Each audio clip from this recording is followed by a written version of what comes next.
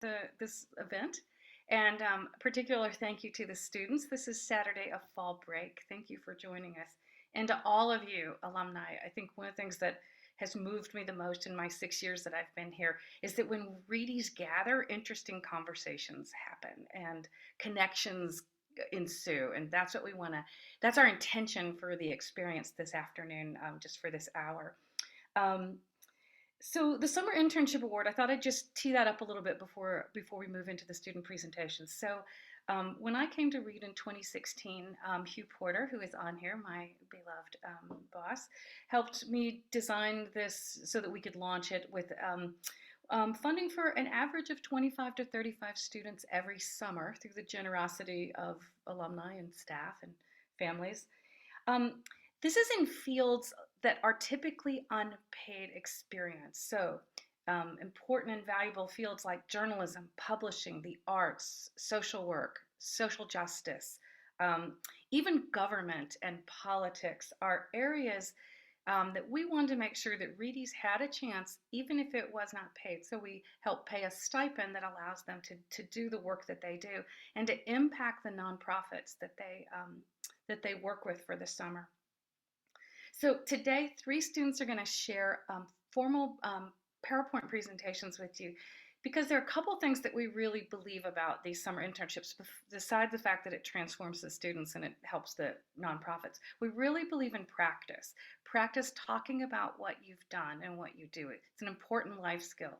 We believe in making connections to the alumni community. You all are a rich and varied, connected group of people, and so we want to encourage those connections.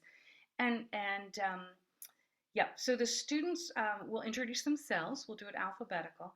They'll do about 5 minutes, but we've told them if they go a little bit over, that's fine. We've got about 20, 25 minutes for presentations. And afterwards, if you'd hold your questions till the end, I'd love it if you all would ask either open-ended questions to all the students about their experience, or if you have specific questions about the institutions that they worked at or about their experiences, that would be great. I would particularly ask, one of the things that we would love to get from this is if you think you have someone who could connect, or if you have a connection that you could make for a student. They'll either put their emails in the box when we start. I'm going to put my email in. If you can think of a connection and email me, that would be wonderful. I'll get it to them. So I'm just going to close my remarks by saying the Center for Life Beyond Reed is sort of the equivalent of 3 advising centers in one. At many institutions, career advising, graduate school advising, and fellowship advising is in 3 different advising centers or separately housed with people. But our belief is that we integrate those things. It's a very holistic model. Thank you, Olga. Where students learn how to think about all the options when they graduate, work, graduate school, and fellowships, and not artificially bifurcate those things. They can all come together as we help support students to think about their own growth and their own experiences so that they gain clarity about their sense of purpose, they gain clarity about their narrative, and to practice that, not just fill their resume, but really understand who they are and how their Reed education formed a foundation for them as they launch beyond Reed. So with that, it is my joy, because they're a lot more interesting, to let them, Claire, and we're ready to go with the student presentations. And thanks everybody for being here. Hi, I'm Clara. Let me just share my screen really quick. All right. So yeah, I'm Clara. I'm a junior history major and I use she, her pronouns. And my experience was a 10-week internship with the State Historical Society of Missouri. And the first 8 weeks were remote. So I was working from Portland. And then the last 2 weeks, I was on site in Columbia, Missouri, where they have their offices. And so this photo is you can sort of see the center in the background there. So my main responsibilities, especially for the first part of my internship, I transcribed a lot of oral history interviews and edited transcripts of interviews, including a lot of interviews from the backlog because they take a long time. And so there were a lot to go through. And then I also transcribed episodes of the Our Missouri podcast that the Historical Society puts out. So yeah, I really enjoyed that part of the internship because I got to hear a lot about people from Missouri and their stories. And then the podcast often was interviews with people who research Missouri. So I also got to hear how academics approach Missouri history, and that was really cool. Some other things I did, I wrote prefaces and index terms to help future researchers find which interviews might be helpful for them. And then I was also sometimes assigned topics that the oral historian was doing like a collection on, and I would identify individuals who he could interview to add to the collection. And then my big projects, which I started sort of in the middle of the summer, and these took me to the end of my internship, were so every oral history intern does sort of a capstone project, and they conduct their own interview with someone. And so my project was on the Merrimack Dam controversy, which was an Army Corps of Engineers project in the 60s and 70s that there was a lot of community pushback towards. And so I got to research that issue and interview someone about their experience protesting that. And then I also worked on researching the history of Hahatonka State Park and co-writing a podcast episode for the next season of the Our Missouri podcast with my boss. And to do this, I was using digitized materials for the first part of my internship while I was remote. And then I got to use their physical archive when I was on site, which was really interesting since I hadn't been able to use a physical archive before. Some other experiences I was involved with. So around this time, like early August, Missouri was celebrating their bicentennial. And so they had some exhibits and different events for that. And so I got to help with putting up an exhibit at the Center for Missouri Studies. And then I also got to help take down a display in the state capitol. So I got to see their state capitol building. And then we set it up again at their state fairgrounds, which are about 2 hours away. So I got to see a little bit more of the state that I'd been hearing about through interviews all summer, which was really nice. And then in terms of sort of what comes next, so my boss is thinking about scheduling some more interviews with people related to the Merrimack controversy, since we've sort of got a list now. And as he schedules those, he's letting me know in case I'm available and could join and help him out with those over Zoom. And then I also gained a lot of new skills. I wasn't familiar with the oral history process at all before this internship. And now this is a skill that I can use in my classes or in future work. And I also wasn't familiar with using physical archives before. So that was a new thing for me. That was really fun and I really enjoyed. And it's a new skill that I can use in the future. I sort of learned that I don't really want to have a remote job. And I'm not sure that I want to work at a state historical society, because I found that once I research something, I really want to do something with it, whether that's writing something or putting together a podcast. And with the State Historical Society, it's mostly finding the information for other people. So I think maybe some other things I'm going to look into are podcasting or working at a museum or maybe in academia. But I'm excited to use the skills I gained in this internship to try something else. And that's all. Thank you.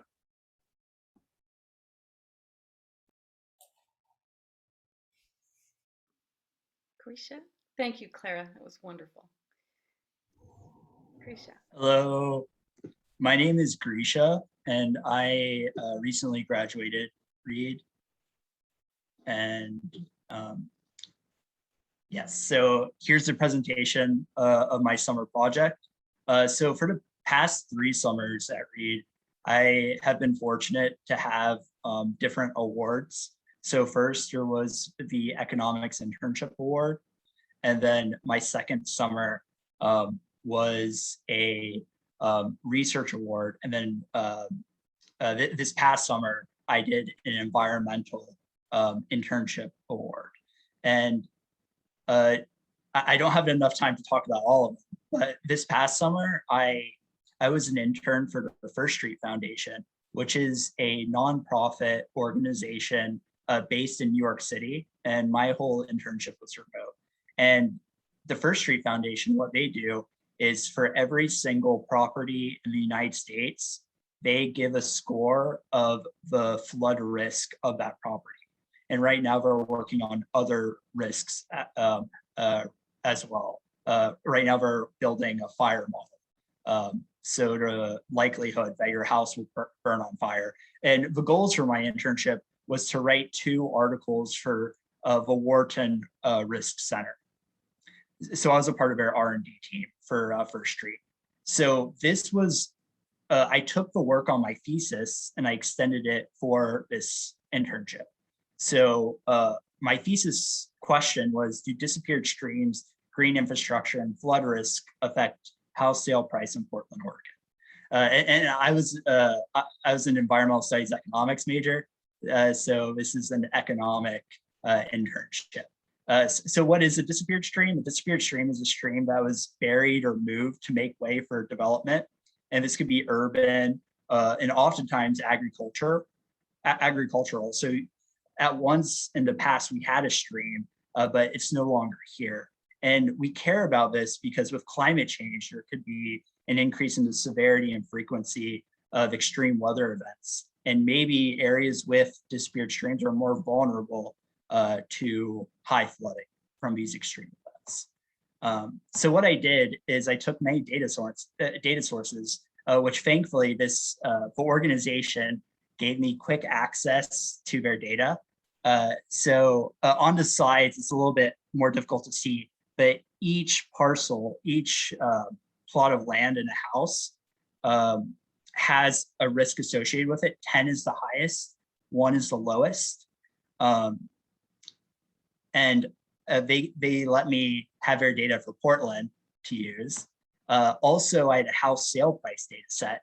So I had a bunch of variables that were helpful. So what I ended up doing was doing a regression called a hedonic regression, where I took a bunch of variables and I pretty much bundled them up.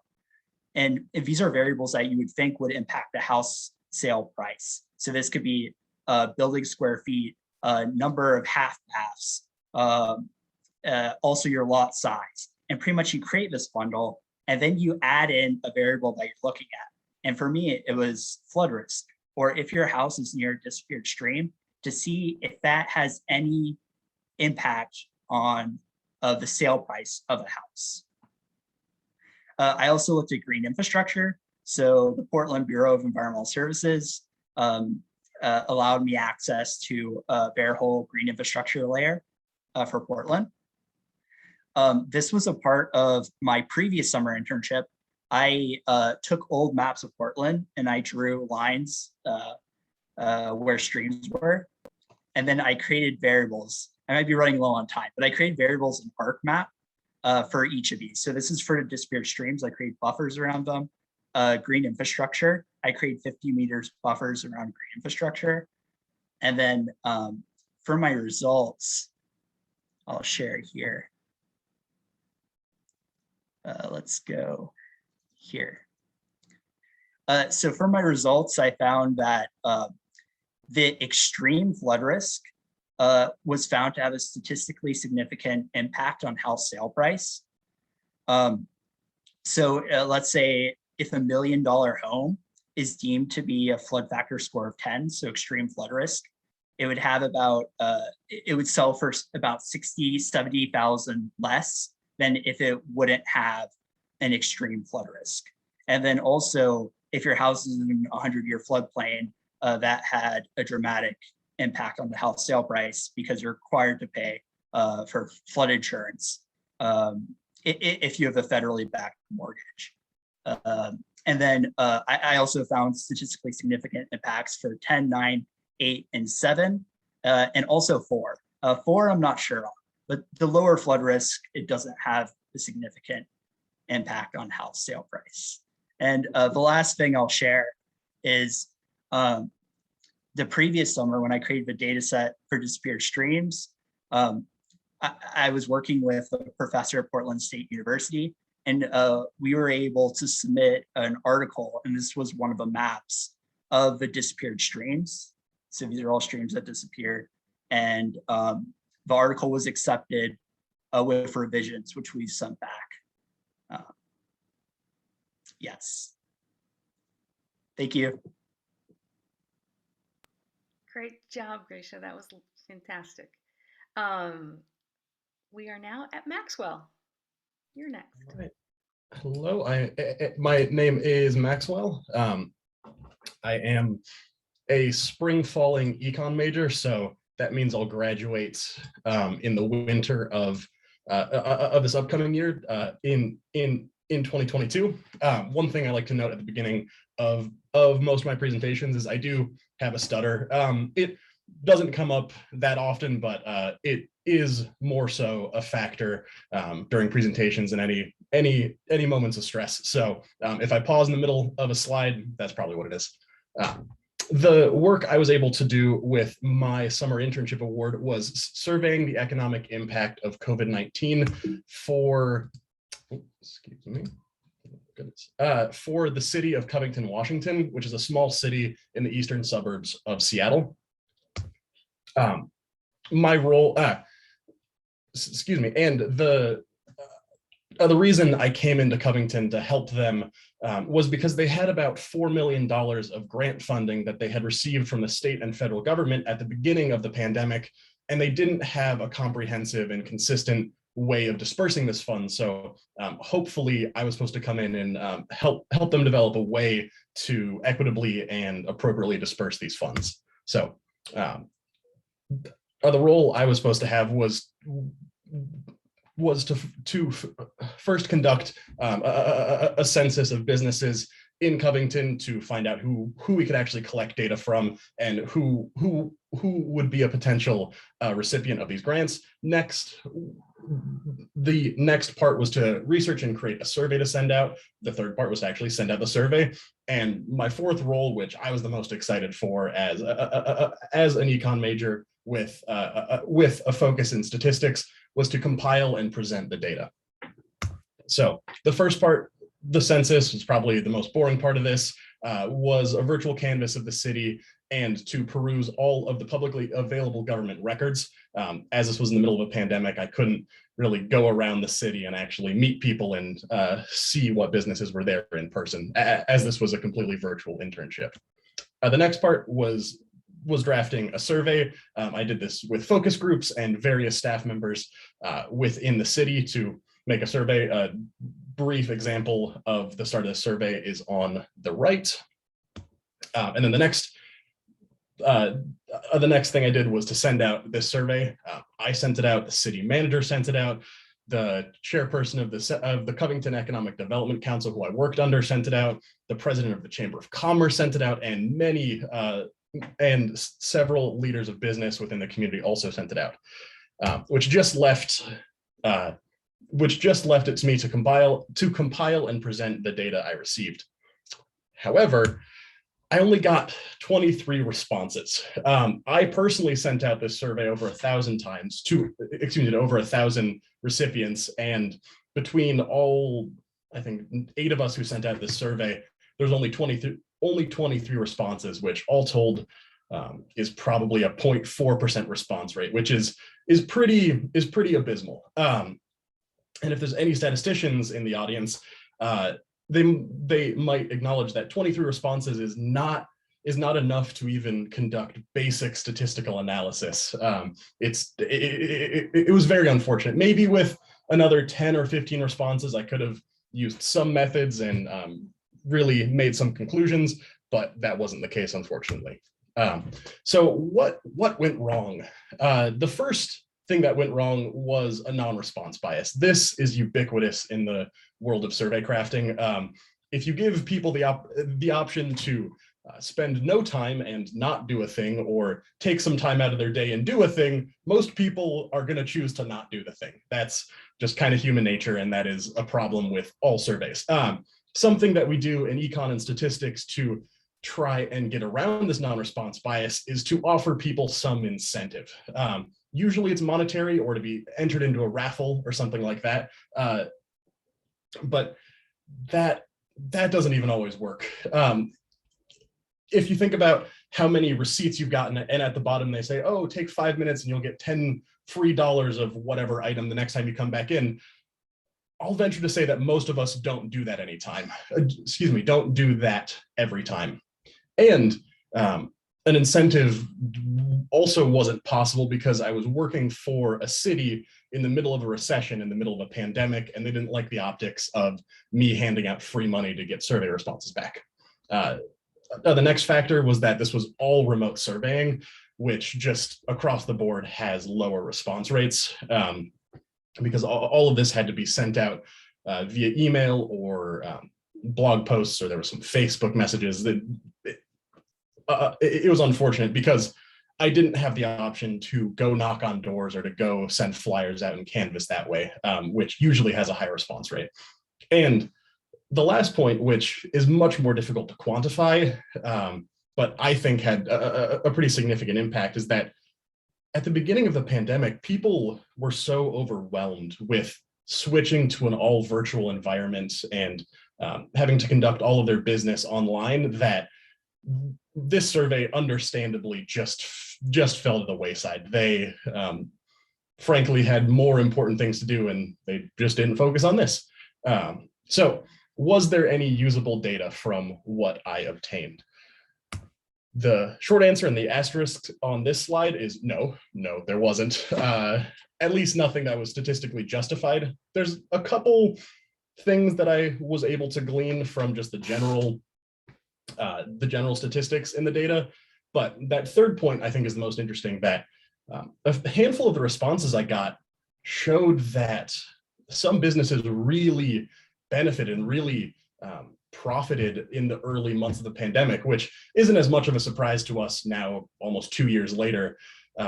But there were some businesses that reported an increase in profits of 60, 70, 80% in these first 3 months, which really took me aback because I was under the impression that this was just universally a terrible thing for businesses, but that wasn't necessarily the case. And it went to show just how important the thought behind my role with the city was, of actually targeting these grants at the businesses that needed them, not the ones that were already profiting.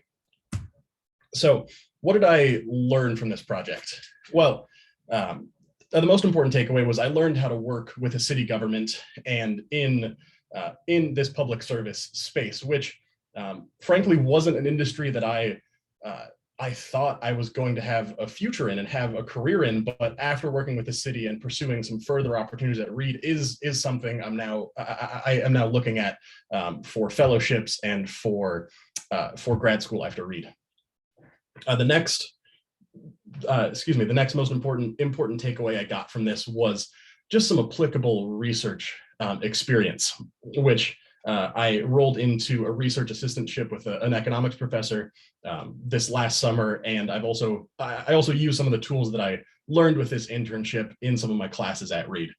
The third is this gave me some really valuable insights into economics and statistics work, namely that you can do everything right. You can have all the right setup, you can work with the right people and craft a decent survey, and it cannot work out. And that's okay. But what's important is that we try to do the most with what we learn from that.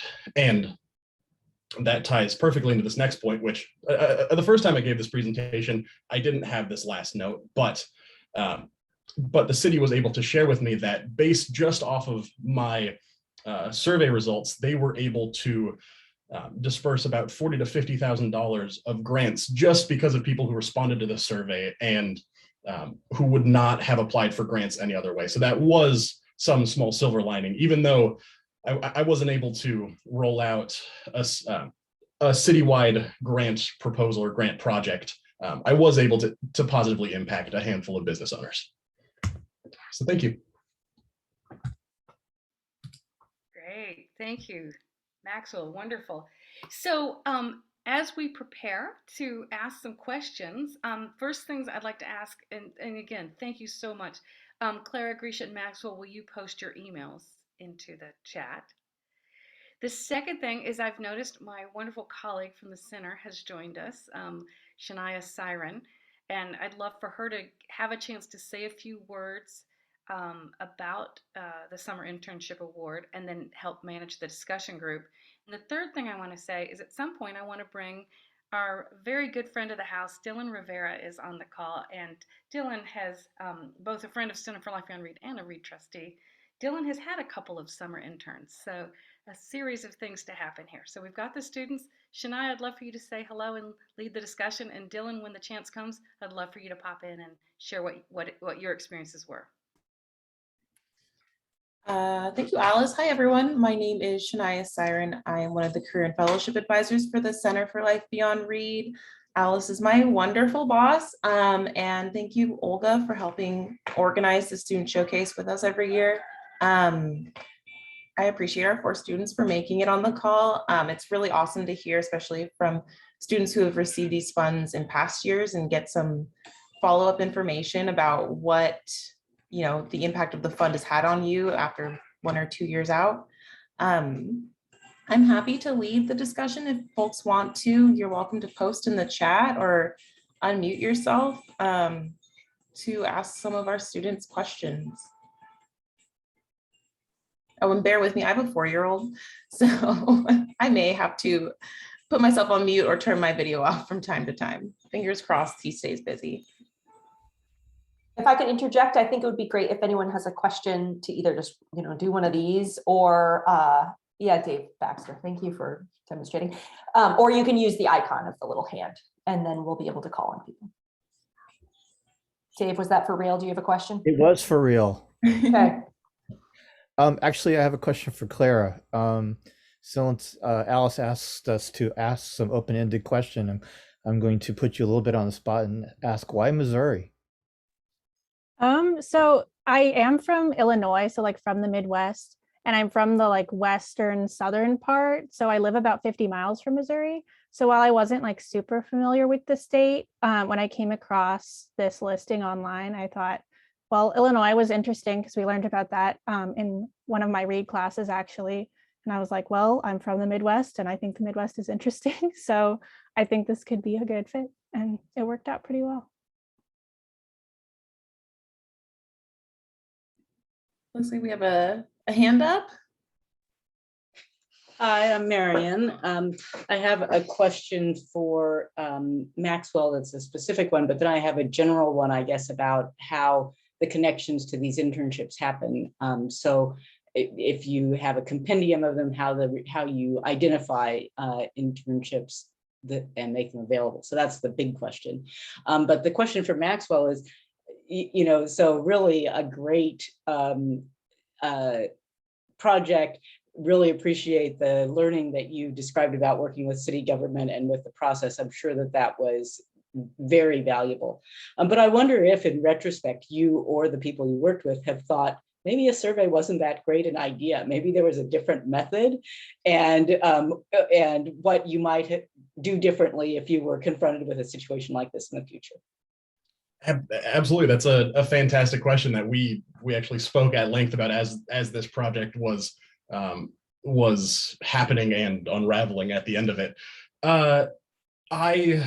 I had learned about SurveyCraft in a couple of my econ courses the previous semester, and it was really me being gung-ho about having one tool and really wanting to use that tool because I felt comfortable with it, and they weren't really well versed in anything else other than surveying, so it was what they were comfortable with too. But in hindsight, a survey probably wouldn't have been the best idea, or having a differently augmented survey, or bringing in small groups of people and identifying a representative population of business owners in the community probably would have garnered some better results, for sure. And then to touch on your second question of how I identified this this opportunity, right now my family lives in Tacoma, Washington, and we had done some work with the Chamber of Commerce up in Covington. So I knew a little bit about the city. They're a small city. And really I was sitting in, I think it was February, no, it was March or April of 2020. And looking at the summer and seeing how I could make a positive impact. So I just reached out to the city and said, hey, you don't have interns, but can I make an internship with you? Very cool. Thank you. Yeah, thank you.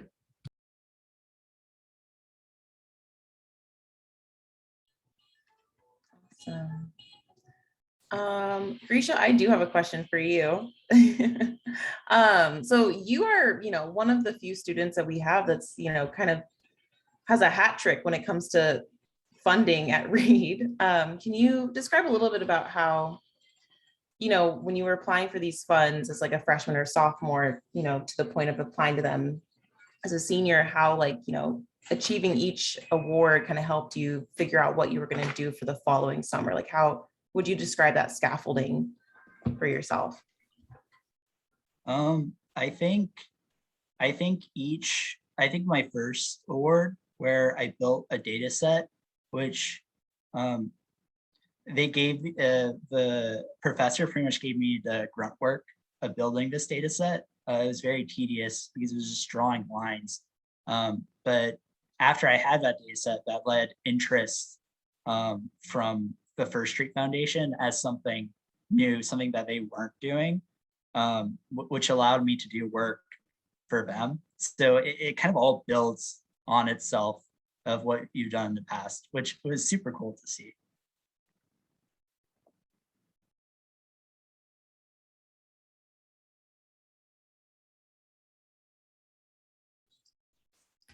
And then I want to really quickly turn it to Dylan, if I can put you on the spot.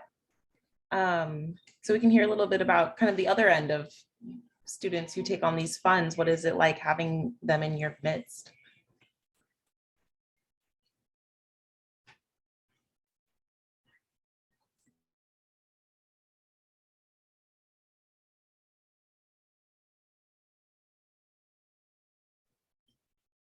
Dylan, are you there?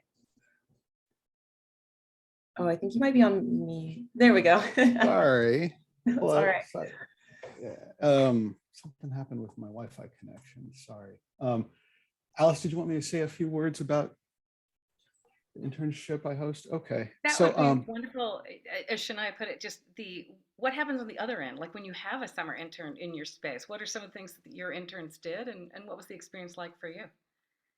So, I work in communication for the City of Portland Bureau of Transportation, and so we found ourselves in the pandemic faced with many challenges, and specifically in opportunities. And so one opportunity we had is there was a need for businesses to operate outdoors because it was so much safer to be outdoors, and especially storefront businesses like restaurants.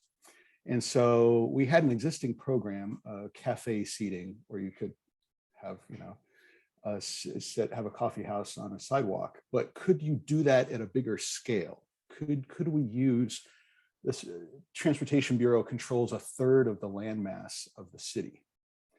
It's mostly street space, sidewalks, and other related space. So could we make that useful for businesses? Could we make it useful for especially BIPOC-owned businesses? And so we had a need to determine what kind of impact we might have if we made that space available, and figure out how the heck we're going to pay for it, because our budgets were tanking last year, and there was no certainty that federal support would come in. And so luckily we had Joe Yelowitz, class of 2020, Reedy, was my intern for about 10 weeks last year.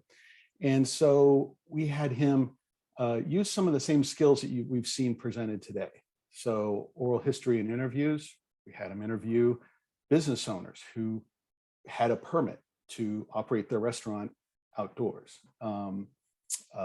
Analysis and data, he'd help track the data of who's getting these permits. What do we know about them? What's their race? What's the geography? Where are they, the extent of them? And then how do we tell that story so we can get some money to pay for this thing? And because the people issuing the permits need a salary, and our budgets were falling off a cliff. And so we had him go and interview the owner of Atlas Pizza on Southeast Foster about, you have this permit from the city to use a parking space for, put picnic tables out there, operate a restaurant. How's it going? And he said things like, without these outdoor seats, we'd be closed and there wouldn't be a penny for anyone. We've got jobs for 50 people working now at this restaurant and a couple other restaurants with these permits. And so Joe wrote a blog post that we published and sent to our media list, just like we do with news releases. We put on our social media channels as well. And crucially, we used his, he was a fantastic photographer actually too. We just need the interns to be able to take social media appropriate level online photography, but he was great. He had his own SLR camera. And so he took photos of business owners, including the owner of Atlas Pizza, and staff, the planners in charge of the program, were able to use this content in PowerPoint presentations late last year, presentations to City Council to ask for money. And sure enough, we got $2 million of federal funds approved by City Council to pay for this program and continue it this summer and even to next summer of 22. So that's the kind of direct impact. I think Clara mentioned, like, kind of I'm gathering information, what do I do with it? And I think you can do a lot with information like this if you can help tell that story through data and voices and history and impact like that. So the presentations all are dealing with telling the story of the impact of a government program through voices of people, through data, impact of financial impact of programs. The Bureau of Environmental Services, used to suffer. Johnson Creek is a great story in Southeast Portland, where we had flooding every year. Homes were flooded every year in that area, and the Transportation Bureau, someone in my role, would go out there and talk about, sorry, be careful, it's flooding.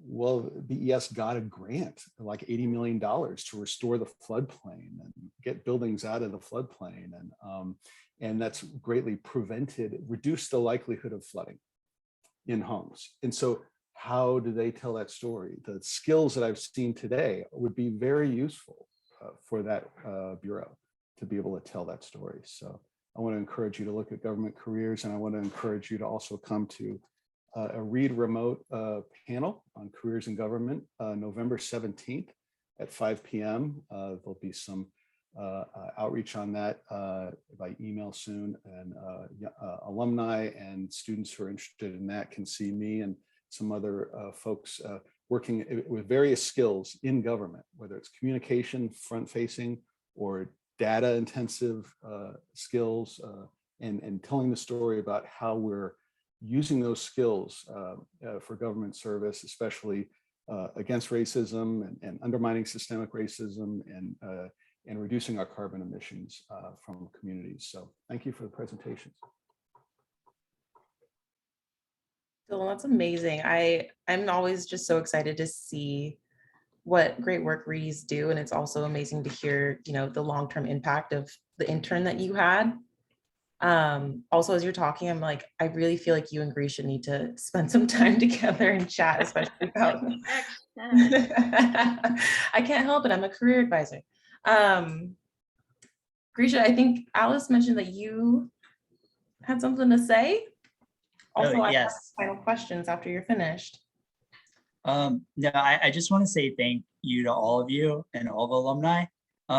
It is really special. I wouldn't have been able to do anything over the summers about the support for these internships and the existence of them.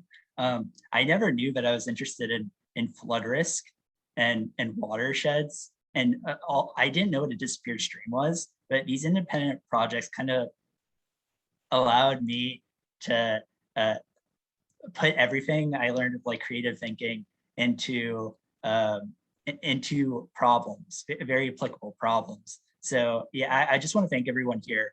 I really do appreciate it. And the friends I know who've also done this, we've done some really fascinating projects. And yeah, thank you. And I'm just going to hop on and essentially echo, I'm going to echo what he said. Going into the summer of 2020, this summer internship award was the only opportunity that remained open, and it was the opportunity that allowed me to do something with my time. Everything else that summer had closed down, and I'm incredibly grateful for excuse me, for CLBR and for the generosity of all the donors that actually make this program happen. Yeah, I'll just reiterate what Maxwell and Gracia have both said. I definitely would not have been able to do my unpaid internship without getting funding from Reed. So it was really great that I got that funding and was able to explore something that wouldn't have been open to me otherwise. Thank you, all of you. And I hopped on it a little bit early, but I don't know if Alice covered, but the students who are applying to our internal based funds at Reed also end up being the students who are being awarded Fulbright scholarships and some of our other national awards. So going through the process of applying for the summer internship award and some of our other internal funds is great because the pool is a little bit smaller. It's a little less competitive to get awarded. And then it's also helping them to work through how do I write for funding? How do I convince somebody to, fund my project, to fund my idea? And those are important skills because then these students move on like Grisha and graduate and are, continuing to apply for grad school and jobs and other big name fellowships. And so, we are seeing a rate of return, especially for our students who are applying for these funds. These are the students that are working with CLBR regularly and continuing to, achieve and obtain more competitive, large sums of money as a result of the skills they're building through the Summer Internship Award. That's beautiful. I think Cricket has a question. Shania? I just unmuted myself. Does that do what I needed to have done? I'm not familiar with how to do the mechanics of this. Yes, Cricket, go ahead. We can hear you. Okay, can you see me? Yes, we can see you Okay, too. good. I wanted to ask a little of Clara and to say a little to Clara. I was part of the Reed Oral History Project that happened leading up to what was it? This must have been the centennial. It wasn't actually a bicentennial. And I remember that Sheldon, who's one of the people here today, was our initial teacher because he was familiar with oral history in his own business world. But I wondered what happened also is that after all the other interesting things were talked about, I've forgotten half of what you said, or probably 90% of what you said, right? But I wondered if oral history was something that took you into being interested in the people, in addition to just the information that they could give, and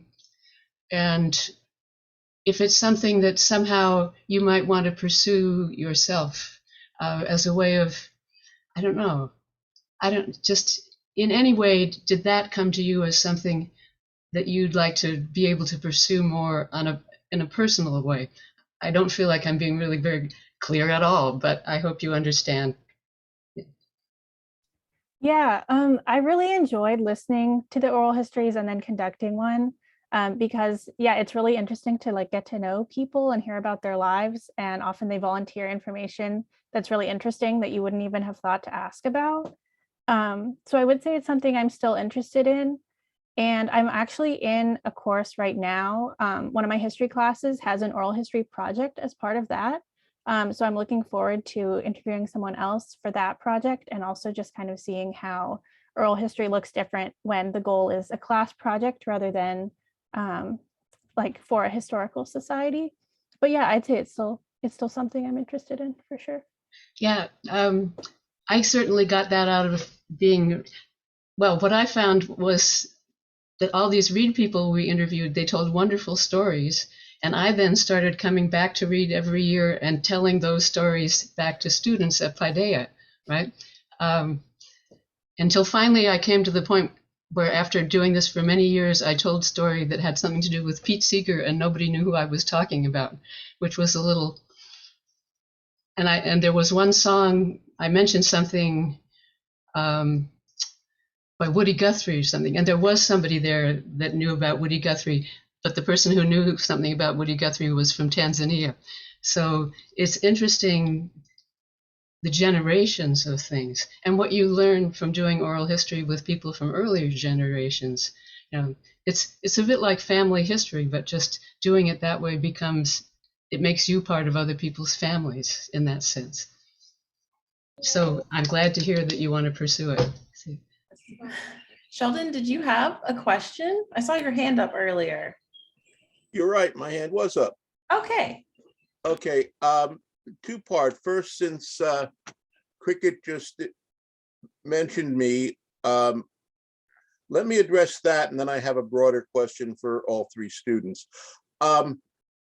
Okay, so I'm a historian and who ended up with a very unconventional career as a historian. I'm a corporate historian. So I'm neither an academic nor work for a historical society. I'm AT&T subject matter expert. But as far as oral history, I have done oral history as part of research for a book that I interviewed people as part of the research that any historian does in doing his or her work. The second thing, in other parts of my career, I've done a lot of oral histories that are more similar to what Clara did, that I was collecting, people's, doing oral history to collect people's recollections on different things. And the funny thing is some people consider that oral history to be the end product, but to a historian, it's the raw material. Now, the question I have for all three panelists is, in what ways, if any, and I think you've touched on it, but I'd like to hear a little more, has your internship influenced your thoughts about what comes next, about life after Reed, what you would, where you think you might be going?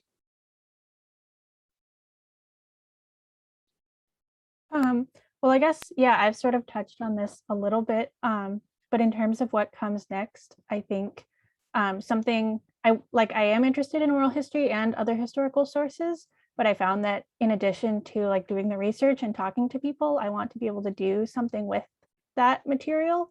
So that's why I'm thinking maybe podcasting or museum work or work in academia where I can take what I've learned and then produce something.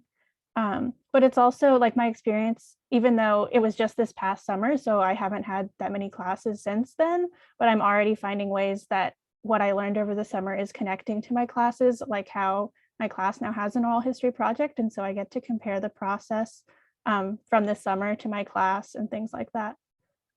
Yeah. For me, I know that coming into Reed and in my first year, I never really considered going into public service. I always thought I'd end up somewhere in the private sector. And working with a city helped me realize that I don't want to work with a city, but I do want to work in public service. And yeah, so I went from thinking I was going to go into the corporate world to now I'm applying for a Truman Fellowship and really going down that public service route. And that is completely because of this program. And for me, I'm in a master's program right now, and my past summer internship directly led into me getting accepted into that program. So, but for the future, I know what I'm interested in now, and it's who's vulnerable for different environmental risks. And I just want to influence policy in some way. So I'm still figuring it out, but this has helped narrow it down tremendously. I would just love to interject that was an absolutely perfect way of understanding why we created this Reed-like model where we braid together fellowships, career, and grad schools. Each of the three of them found a different pathway that this internship led to. For Grisha, grad school; for Maxwell, a fellowship; for Clara, work. And Dylan just posted that he hired his intern at one point, so that was neat. Yeah, I think that also the great thing about a handful of these funds is that they're available to graduating seniors, which has also had a really important impact on our international students. It gives them, an extra 3 months as they're kind of waiting to get approved for their OPT. It gives them an extra 3 months to continue working after graduation. so they can have a little bit more time to find an employer that is willing to sponsor them and hire them. And then I also posted in the chat, Maxwell mentioned the Truman. That's a $30,000 graduate scholarship that Maxwell and I have been preparing and working on, that I believe he's going to make a really good competitive candidate for this year. I have one final question.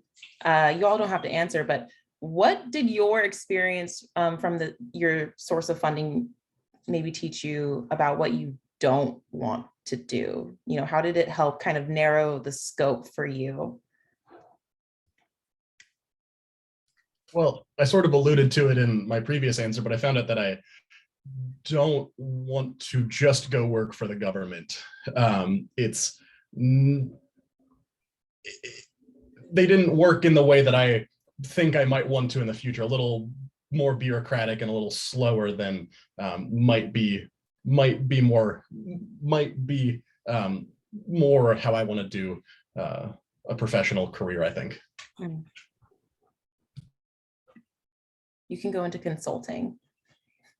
That's my default for all readies. I'm like, you all can just go into consulting.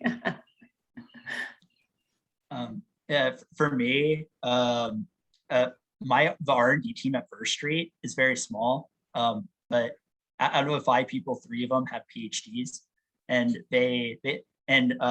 some of them are professors at some universities. And talking to them, I realized I don't want to become a professor, even though we probably have some professors in the Zoom call. And I'm so sorry about that. It's probably not for me. So more in a research group from this experience. Yeah, and I found that for one thing, I don't want to work remotely. Not that after the pandemic there will be that many remote jobs, but that's not for me. I like to be around other people. And then also after I research something, I want to produce something else with that research, hopefully. I'm so proud of all of you. Thank you. And Shania, for your work with the students is just extraordinary as well.